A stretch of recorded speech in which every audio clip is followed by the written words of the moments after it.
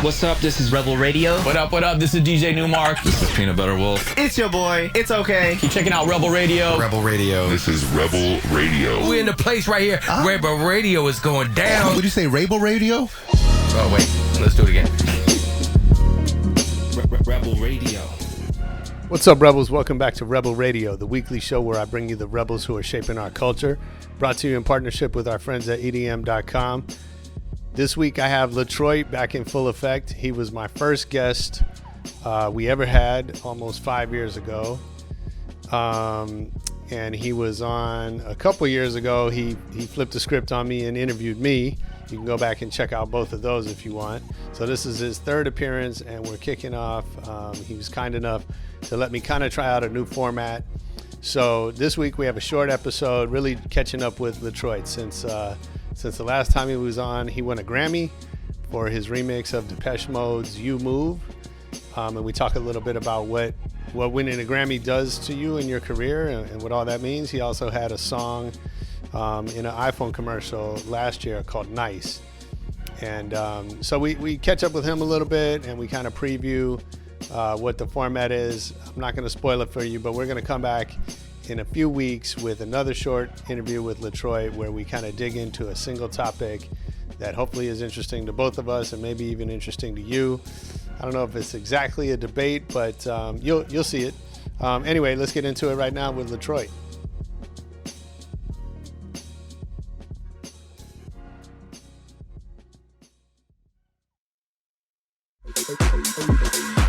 Feeling that you know the vibe is right. Looking like you know my outfit tight. I up the tempo when I step in jam. They heard about me, know how I get there. I get there. I get there. I get there. I get there. What's up, Dennis White? Thanks for doing this with me. Well, lots. I'd be inclined to say you're welcome when I have any idea what we're doing here. What we're doing? Well, first of all, you were my first guest on Rebel Radio. Very kind of you to be my guinea pig. And that was so successful that now now we're coming up on 5 years doing the show. And by the way, for real, congratulations on that. The way that you've stuck with that and actually, you and I started podcasts at the same time. Oh, yeah. One of us did them every week and the other of us ran out of energy really pretty quickly. So I'm about 3 podcasts in on my show in the past 9 months. Nice. And yeah.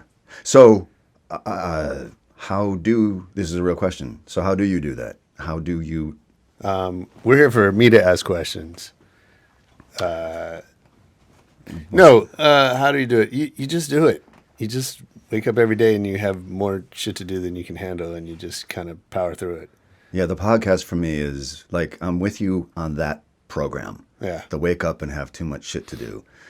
And then what always never gets done. Hey, Ruben, how many times is podcast in all caps, in bold and exclamation marks in our to-do lists? One too many. Relative to, how many times it actually gets done. That's the one thing that just didn't get to it. The one thing someone's not nagging me for was the podcast. And I think that's kind of what I'm asking. So you live in, you work and thrive in a client sort of... Right. demands or have to do somebody's telling you need to do something for sure. But I think to answer, like, part of it is I sit there late at night and I do shit right before I go to bed. I edit a episode or transcript, or I reach out to somebody to book them on a show, whatever. So I make use. I just work hours that I maybe otherwise wouldn't be working. Yeah, okay. And then part of it is that I, sometimes you have too much to do. And then I kind of ask myself, well, did you want to have a podcast or not? And because if you don't, then let's just stop. And there's other things to do with our time. And, but I do this. People have heard me talk about this. Like, I do this because I want to do it. There's no one making me. And that's actually what makes me want to do it, is that nobody is making me do it. Well, what's neat for me, having seen you starting this and stick with it as long as now I'm starting to hear about it out in the wild. Yeah. People are referencing it, or I'll Yeah. just see it out in the wild, and it's like, yeah, okay, that's cool. So congratulations, for real. That's great. Thanks. And that's actually, so we should catch up on you because, you know, we had you on 5 years ago. We had you on, I want to say it was 2 years ago, but you asked me most of the questions. Anybody that wants to go back in the archives can check those out. But I think you've done some stuff since the last time we talked about it. I know you won a Grammy. Yeah, that happened in 2018. That was cool. Yeah, for Best Remix, which was awesome. Yeah, for Depeche Mode.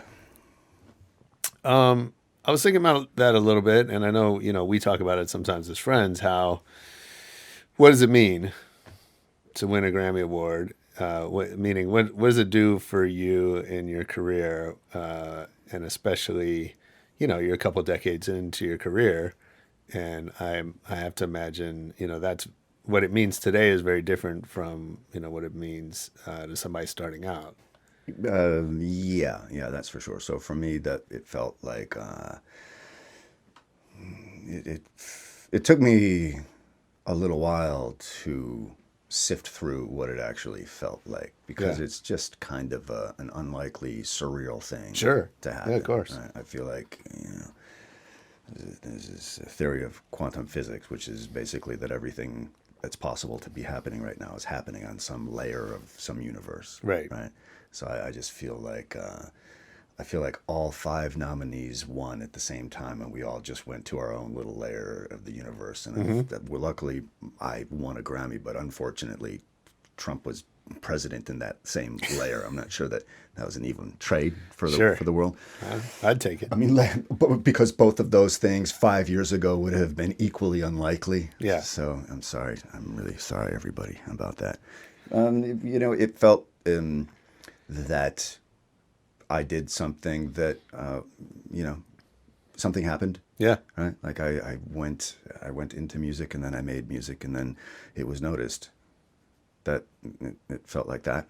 Yeah. That was good. Well, what happens, you know, speaking candidly, because I know the kind of people that are going to listen to this show, the first wave of opportunity that came at me, and I think comes at most people after they win a Grammy, is the stuff where the Grammy works out for them, which is why that first wave of stuff comes, which is the stuff probably not to jump at to do. And so I didn't really take anything after that. Like the first batch of stuff that came at me, I didn't really take very much of that. And what it does offer you, though, is an opportunity to figure out how you want to aim that and where you want to aim it. So for me, I wasn't jumping around trying to do more dance remixes, but what I was trying to do was more production work in the TV and film space and in trailers. And I had been remixing for trailers for a little while, and not like a Grammy nod is going to make somebody in the trailer world think that this guy has any idea what he's doing. But it does, you know, it may lend the perception of some kind of cultural relevance to, or some idea that I might not know what I'm doing. Yeah. And so that's where I aimed it. So, you know, I think the first kind of remix that I did, it was a remix Grammy that I won. And the first remix that I did was for Rock Nation for an artist called Dorothy. And I did that with Ruben Sears, who's a music supervisor. And we did a trailer remix for that. And we, you know, it's a great song called Ain't Our Time to Die. And Dorothy is a great band, and Dorothy is also the name of the singer, and she's got an incredible voice. And we landed like an Ubisoft video game, Tom Clancy Division 2 trailer, and then the Amazon NFL playoff campaign, and did well with that. So we're doing more in that space, and that's the very long, boring answer for what happens after that, or what happened to me anyway. No, I don't think it's boring. I think it's, you know, it's not. Obviously, it's a big deal in your career when you're recognized, you know, in a certain way, and it's not always obvious how to leverage that, like where that goes from there, right? And especially, you know, with someone like you who has this varied career where you make your own music, you make, you know, music for film and TV, you work with other artists, you have multiple businesses essentially that you're running, like a lot of us do. And so how you leverage the progress that you make is not inconsequential, right? It takes some work to kind of figure out. Well, yeah, what do I do with this? To quote our friend Ethan Bear at Create, when we were talking about my career and kind of this subject, he said really, what you are, either what you are, or what you're trying to be, or present yourself as, is sort of like an expert in your field. Just bundle up all the stuff that you do into one singular thing.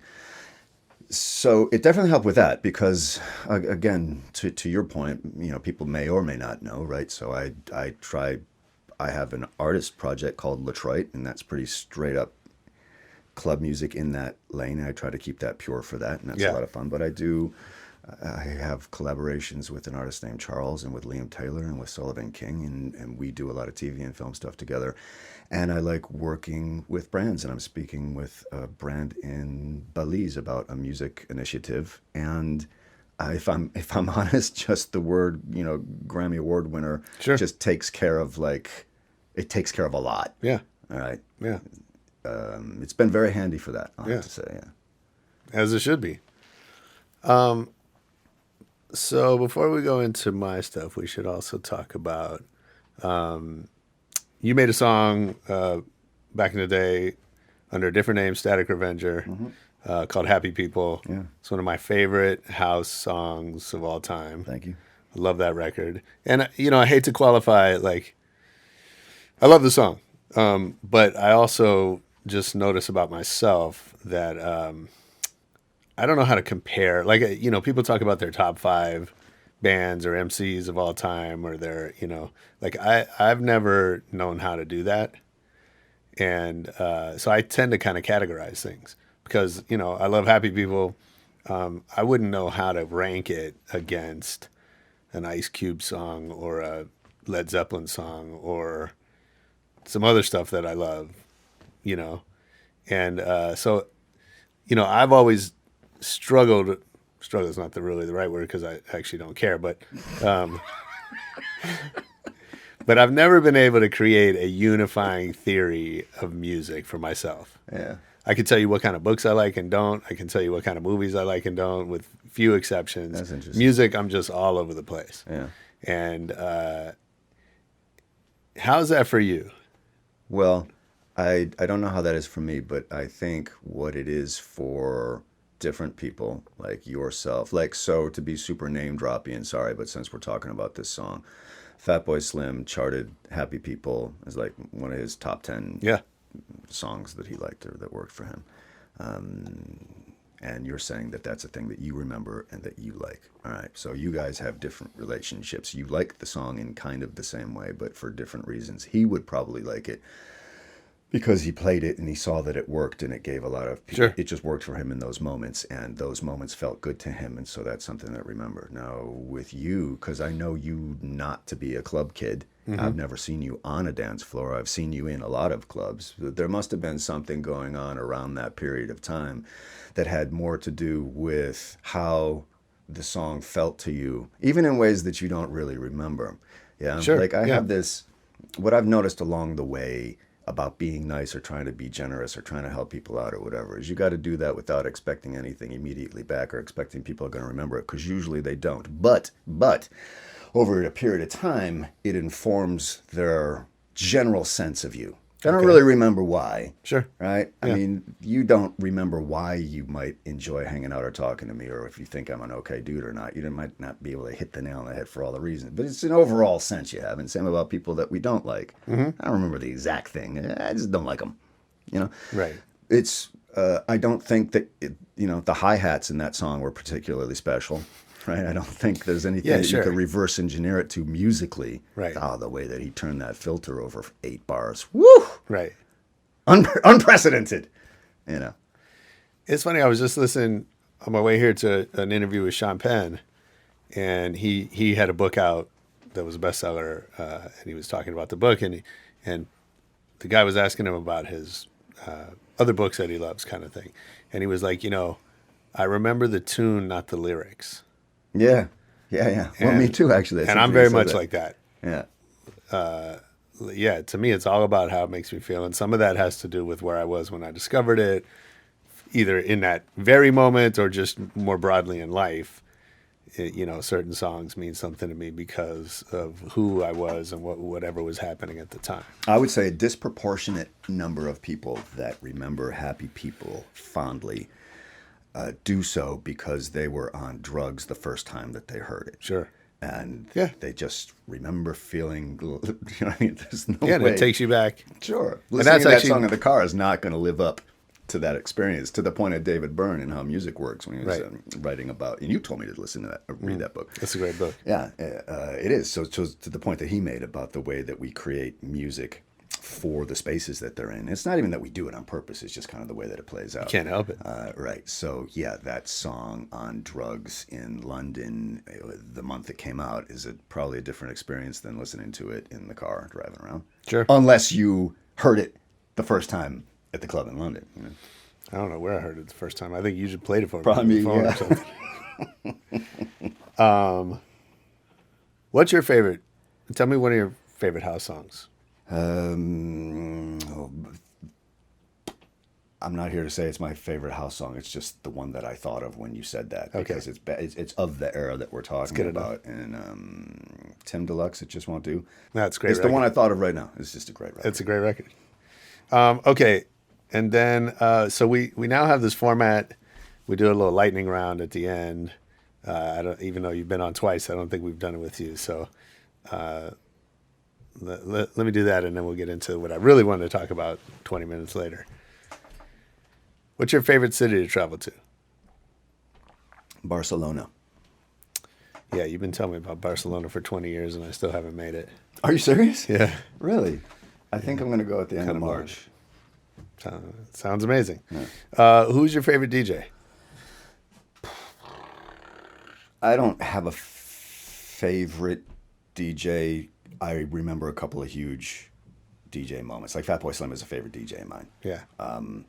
But that's just for Fatboy Slim, and he's a hero of mine, and I've seen him play amazing sets. So let me just say that I've seen Derek May turn a crowd of bored auto workers at a very poorly booked outdoor performance venue festival thing in a parking lot in Detroit. I saw Derek May turn 50 angry and bored auto workers into a frothing mess of enthusiasm over the period of an hour, and I'd never seen anything like that. That was pretty amazing. That's cool. And I used to think that I DJ'd until I saw Jazzy Jeff with you, wherever we saw him in LA 10, 12 years ago. Yeah. That was... I've never seen anything like that. The way he was beat juggling, but you only knew that if you were watching him, because it was a flawless experience on the dance floor. And then I saw David Rodigan with you. Well, I hadn't seen a set like that. I'd never seen a proper Jamaican set, and certainly to see one with David Rodigan in Dublin when I saw it with you when we first met was pretty great. That was a fantastic night. Those are great answers. What's the last great book you read? I think I'm still Blink. That's an in-joke, everybody. I was shooting off my mouth about how Blink changed my life and how important it was to my decision-making process and blah, blah, blah. And Josh was like, yeah, that's been debunked by about 20 people over the last decade and a half. And it turns out he was right. And so Malcolm Gladwell owes me like 15 years of my life back. No, Malcolm Gladwell's a genius. I keep telling you. Yeah, he's okay. That's fine. That's fine. Yeah. My takeaway from Blink that clearly ruined my life was every dumb impulse I had was as much information as I needed to charge ahead with whatever my dumb idea was. Thanks, Malcolm. Yeah, that's a logical fallacy. Yeah, turns out that I am the empirical data for that. But it's great. So I'm a Gladwell fan because I think he tells great stories and he gets a lot of people interested in shit that's worth being interested in.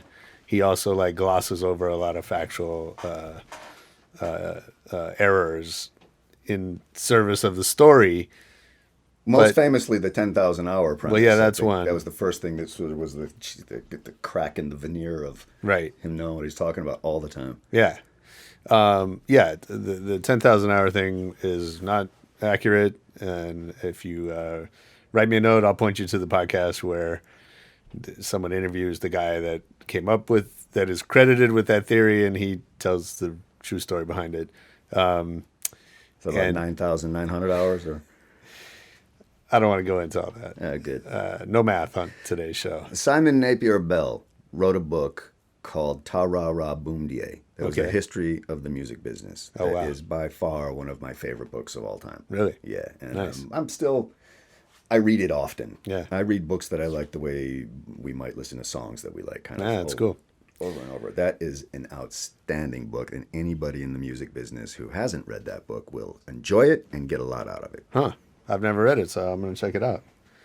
What movie have you seen the most in your life? Equal bits: Godfather 1, Godfather 2, Star Wars 1, Star Wars 2, Snatch, Blade Runner, the second Blade Runner. We're coming up on that soon. And 2001. Yeah, I've seen those All great movies. 100 times each. Wow. Yeah. Again, to the point of like I'll watch movies the way a lot of us will listen to songs. Sure. Just over and over and over, because every 5 seconds in a movie represents dozens of people working at the height of their game, trying really, really hard. My brother, who was making films or directing commercials, pointed that out to me. Every single frame. You know, I was watching Joker recently, and he's walking up the stairs. So it's either him walking up the stairs, or you tune in to the lighting and to the stuff that was happening with the CGI and the graffiti, and what was happening with the wardrobe and how he's walking and how it's being shot. All of that shit is happening within 2 seconds, and that's every frame of a movie. So yeah, I can watch movies a lot. So in this Sean Penn interview, he tells a story. He put this book out. It got a lot. It sold really well. Got some great reviews. Also a ton of bad reviews, and a lot of just people. There's just a lot of hate for Sean Penn out there, and so he took out a full-page ad in the New York Times and the Washington Post with all the bad reviews, That's cool.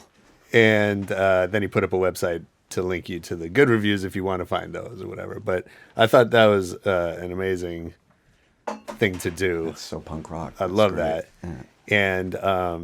And so Norman Lear was asking him about that, and he said, when I make a movie and it gets shit on, all I think about is the whole crew that worked their asses off and are so proud of the work they did. Wow. And people are shitting on the movie usually because they're mad at me or whatever, right? Yeah. And he's like, I wrote this book myself. I own it. If you don't like it, great. I'm fine with that. So he said the bad reviews don't bother him at all. That's amazing. That's great. And it's interesting you said that about Norman Lear, because that's what makes mediocre movies that I know I'm going to have to make it through. I can find something that to pay. My brother also pointed that out. Somebody tried really hard on the lighting. Sure. Just pay attention. Somebody tried hard at something. Ignore the dialogue. Yeah. And, look what's around. That's interesting. That was Dennis White, a.k.a. Latroit, on Rebel Radio. I hope you enjoyed it. I know I did. Love to know what you think of the short format. If you want to leave us a comment or hit us on Twitter, it's at Rebel Radio Net. You can do the same on Facebook. You could send me a letter if you know my address. Most importantly, come back next week for more Rebel Radio. Peace.